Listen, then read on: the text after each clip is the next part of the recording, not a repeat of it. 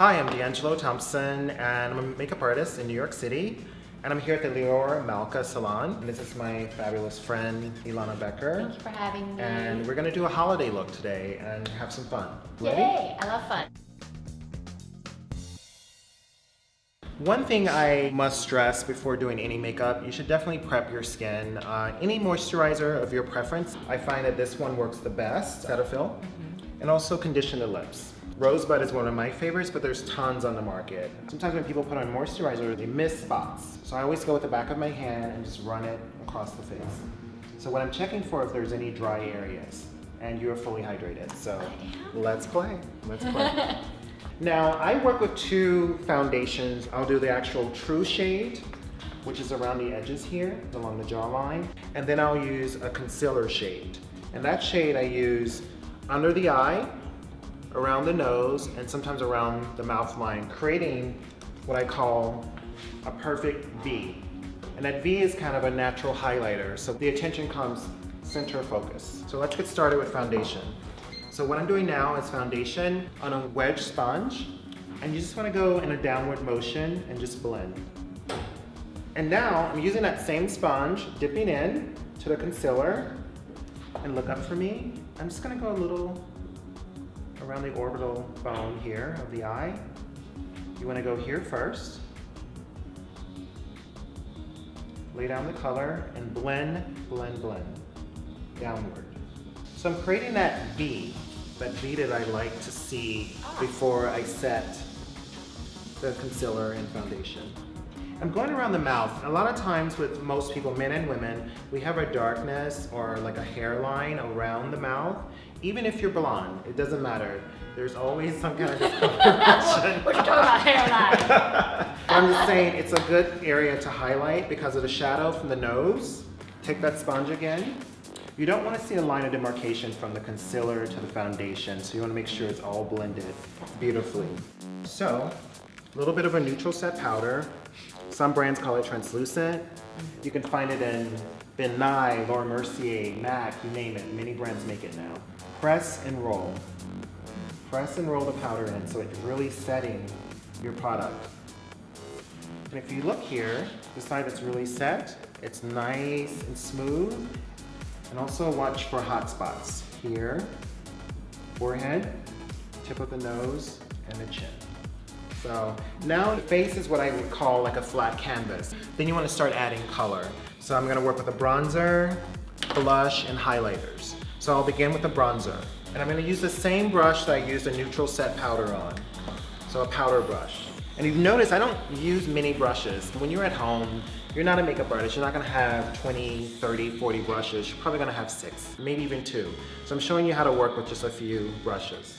So when you're working with bronzer, make sure you don't lay down too much color and you're not streaking with color. So you just want to blend, blend, blend. So you get a soft contour under the cheekbone, not on it, under. And then you want to do an actual cheek color. And honestly, you can use that same brush for your contour, your powder, and your blush. But just for fun's sake, I'll use a blush brush. And just on the apple of the cheek and blend, blend, blend. Now, a little bit of brow gel from the Eyebrow Gal. This is a clear brow gel. And actually, once you set it, it stays in place. So if you have crazy wild brows, especially a full brow, this is ideal. Before it dries, it takes a little time to dry. You can start to shape the brow a little bit. For Ilana, I don't want to go too dark, so I'm going to use a taupe eyeshadow. You want to create a nice line, a nice shape. I'm not using it to make the brow darker or fuller, just to fill in. First, you want to create a clean line, arch, and then blend. It's so subtle, but it frames your entire face. And it just makes it really polished. And as an artist, I always like to kind of get behind a client and see what the face is doing, making sure that the brow is even. This one always comes up more. That's the actual bone, so you can do this area, you want to make sure that this area stays nice and clean. So you go back to your concealer, and then you want to highlight the brow bone.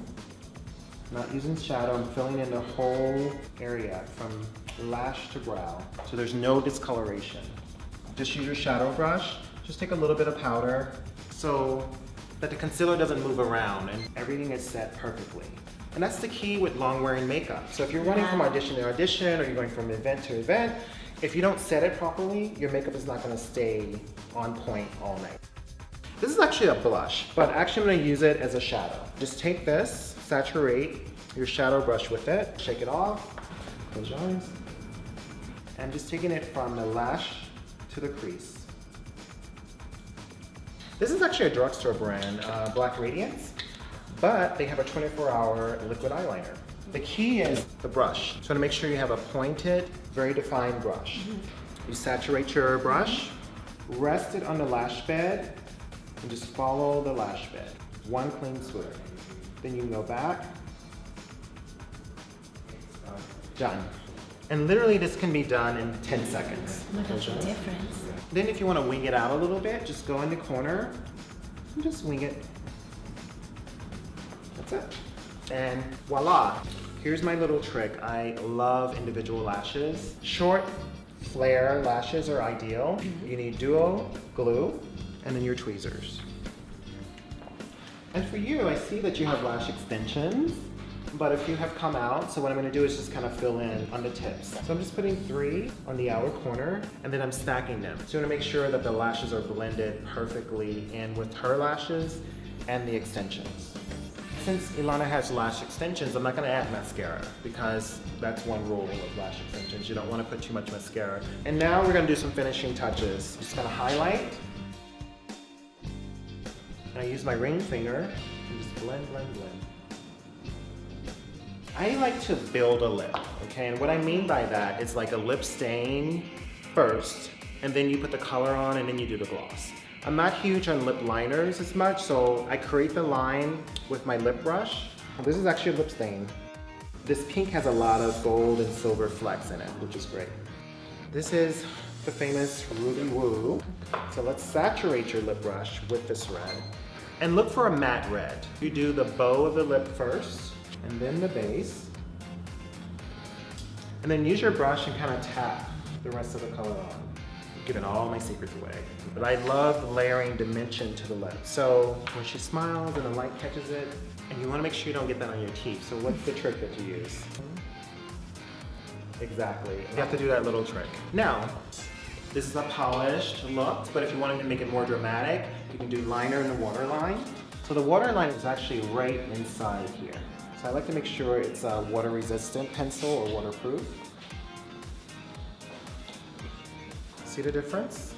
A little zhuzh. Gorgeous. No one judges like